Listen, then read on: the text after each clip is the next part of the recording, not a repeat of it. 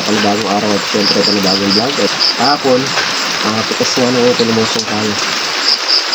Ngayon natin i-dedicate yung video natin. Gawa ng konti lang nakakuha natin video kasi nga maulan. Tapos wala pa tayo ngayon. Wala pa sinix ka pa rin. And mamaya nga tatrabawin natin ito. Tanggalin na natin ito. Bali ano pa lang, mag-aalas 5 pa lang mga kapakner, lumusong na kami dito. Gawa ng chinempuan lang namin yung ng ulan kasi kanina walang humpay yung ulan, biglang huminto. Nagaya na si Miss kapakner na pumunta dito para hindi tayo mabasa. So kapito tayo. So mga kapakner, tatanggalin natin yung tali nyo para natanggal natin yung mga tulos na to.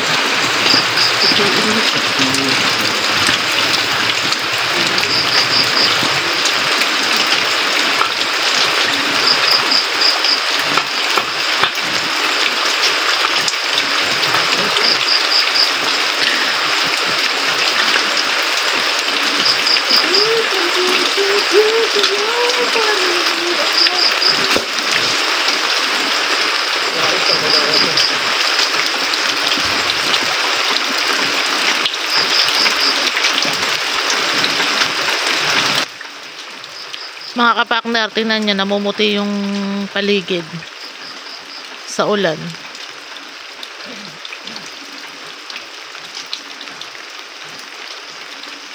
Ang oras natin 5:48 in the morning.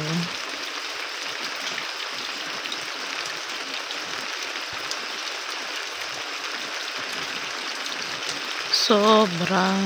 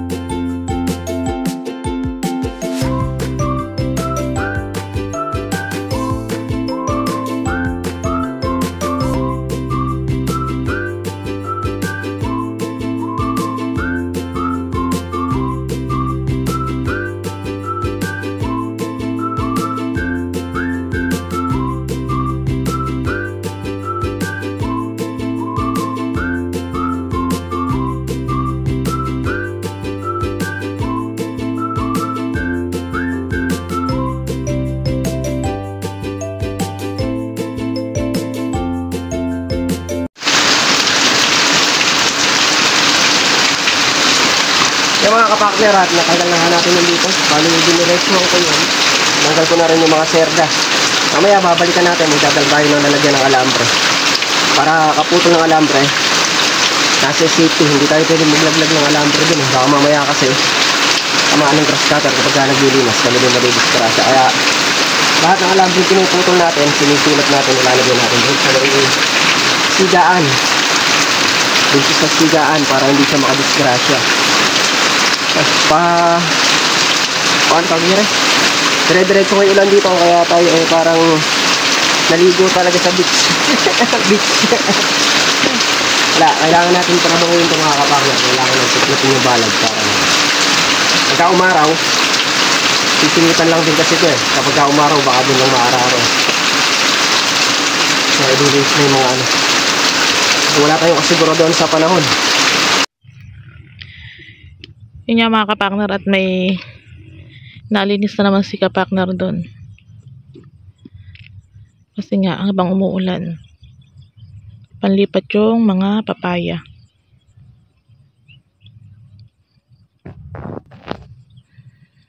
Ayan, naglilipat siya ng mga papaya.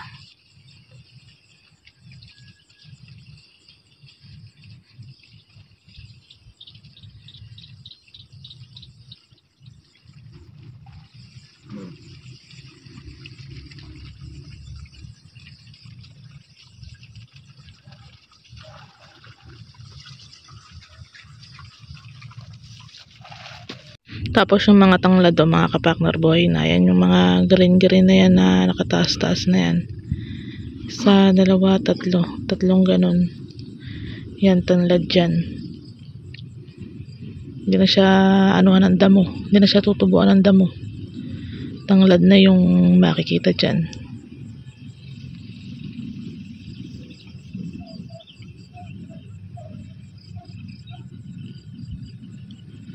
Mas okay kung masagad dun sa gawi dun.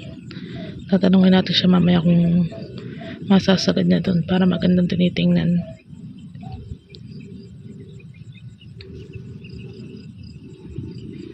Panahon, oh. Hindi makita yung bundok. Malulam. Tapos yung ilog. Ayan yung tubig nandyan na. Aabutan niya yung ano, aabutan na yung lagayan ng ano, lagayan ng makina. Ayan yung tubig. Lakas ng agos. Bahanan niya sa mababang lugar.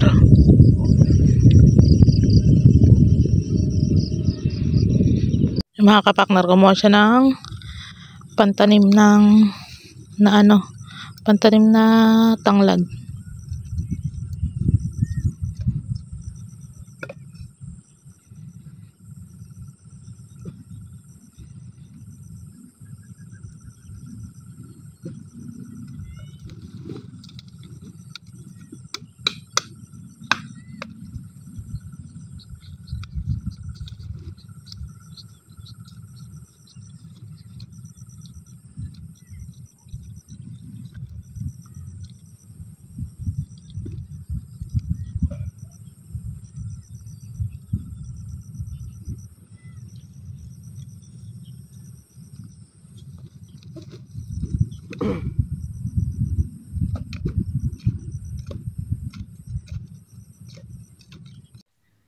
Yung mga kapakner, tayo yung halaman ni Sir Jun. Laki na. Tapos nag-testing kami ng sanga. Tinanim kung tutubo. Meron ka lang na binuon dun ni kapakner dun. Testing natin kung tutubo siya.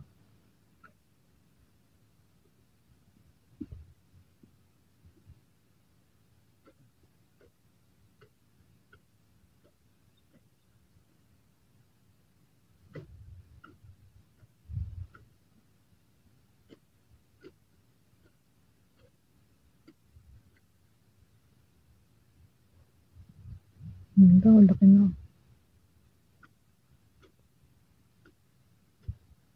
Partner, at muna na may ulan. Ayan, o. Walang makita sa kabilang ibahay, o. Ito na yung kapakner, yung upo. Malaki pa dun sa ano ng kawayan. Nakita ko lang dun sa may loob ng kalamansi. Nakatago siya. Habang si kapakner kanina tawag na to, nagtatanggal ng mga dahon-dahon sa may ano, sa balag ng ano, upo. Nakita natin yan. Hindi nila nakita nung may pitas. Pakalaki. Sinabit nila dyan, gawa ng pwede daw na ano yan, butuhin. Yun. Kapakner yan. Tatanggal siya ng ano. Sabi ko, maligo na siya sa ulan. Pag uwi na lang sa bahay, tsaka na lang maligo para hindi magkasakit. Tapos syempre, umiinom ng vitamin siya mga kapakner, kaya ano siya, mano din siya sa sakit ngayon. Malaking tulong talaga yung vitamin C. Yan. Tsaka sa ano, iniinom yan, vitamin sa ugat, tsaka sa buto, saka vitamin C. Yan. Time check tayo mga kapakner. 10:10. 10:10 pa lang. Pawalisan natin mamaya yan. Yang ano na yan, gawa ng maputik. Ayun, pinasalok natin yung tubig na sa ano. Yun ang pambabanyo natin dyan.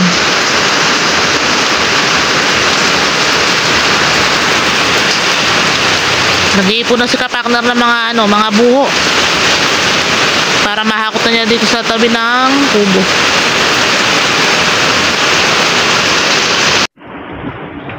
Yung mga kapakner, at nag-unti-unti nga tayo ng hakutin. Marami pa sa loob yun. Bad. Nakatali. Unti-unti natin. Ganun din eh. Para isang ano lang, isang trabaho lang. Sa trabaho hindi naman. Nakapag-unti-unti na.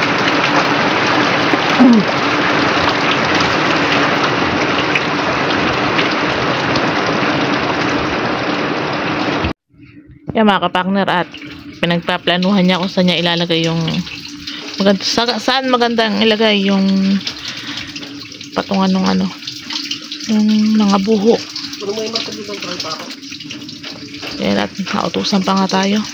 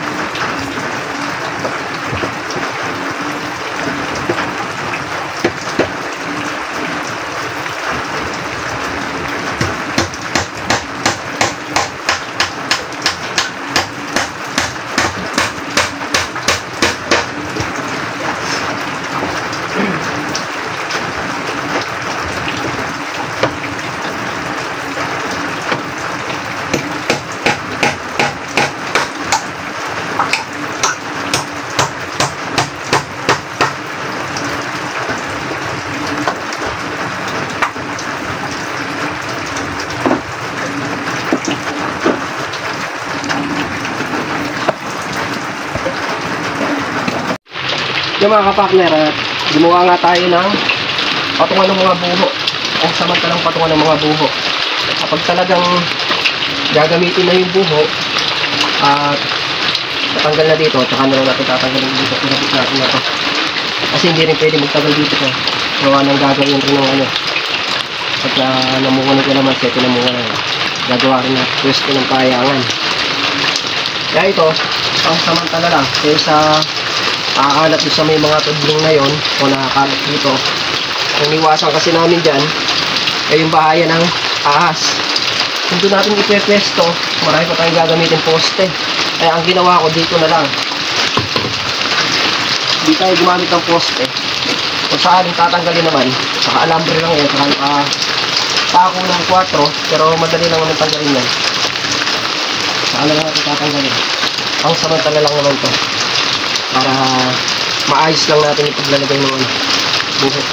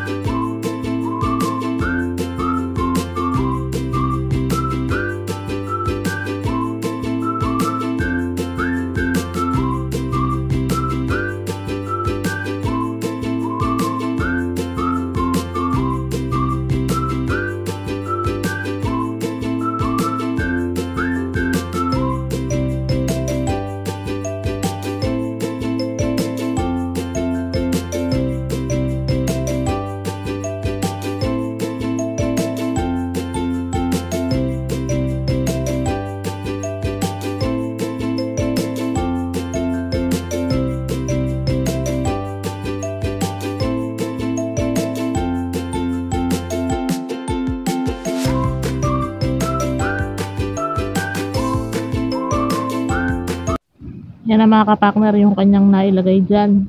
Mahakot pa siya doon sa may dulong kalamansi. Dahil nandun yung madami niyang naipon na buho. Yung mga nakatali na.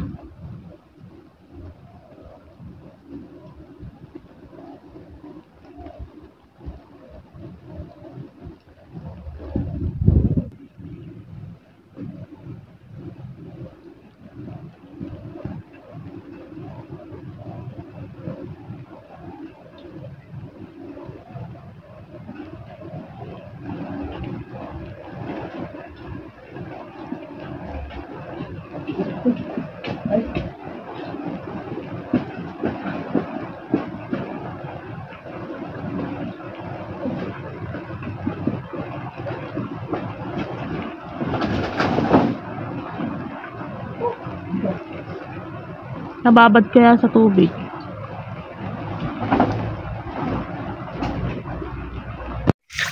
Yan mga kapakner, bali natanggal na nga natin yung ditong pahalang. Mga tulos na lang yung natitira na yan. Tsaka yun doon lang sa dulo.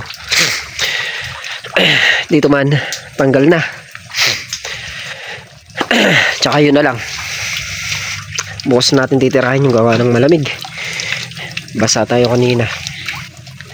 Tapos ito nga, nakapagkako tayo ng ilang bigkis na buho. Marami pa dyan. Baka mapuno to, kaya lang hindi natin pupunuin, baka bumigay naman masyado.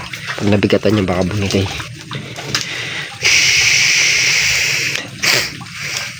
pangsamantala. Nilagyan natin ng patungan para angat siya. Kita natin yung ilalim, hindi nakakapangamba na mamaya may ahas sa ilalim. Kaya inangat natin ng ganyan. Tapos nga, nagtry tayo ng halaman na yun, yung kulay dilaw. Nagtry tayong nagtusok. Hindi ko alam kung tumutubo ng ano yun eh. Pero ang alam ko, tinutusok lang yan eh. Kahit walang ano. Kaya nagtry kami ng ilang nakatusok. Baka sakaling mabuhay. Tsaka doon nagtanim tayo kanina ng tanglad tsaka papaya. At yung mga kapartner, yan nga po yung kaganapan ngayong araw. Muli po thank you po sa suporta at tiwala. Lagi po mag-iingat ang lahat and God bless. Bye bye. Ingat po ang lahat sa maulan na panahon. Bye bye.